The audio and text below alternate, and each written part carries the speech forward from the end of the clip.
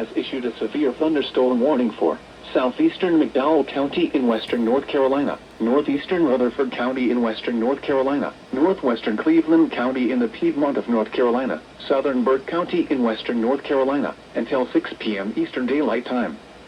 At 4:39 p.m. Eastern Daylight Time, multiple severe thunderstorms were located over the North Carolina foothills, one near Marion, and another near Morganton, both moving east at 25 miles per hour. Hazard, ping-pong ball-size hail and 60 miles per hour wind gusts. Source, radar indicated. Impact, people and animals outdoors will be injured. Expect hail damage to roofs, siding, windows, and vehicles. Expect wind damage to trees and power lines. Locations impacted include Nebo, Lake James State Park, Morganton, Lake Rhodus, Pleasant Gardens, Glenwood, Rhodus, Eichard, Valdez, and Glen Alpine.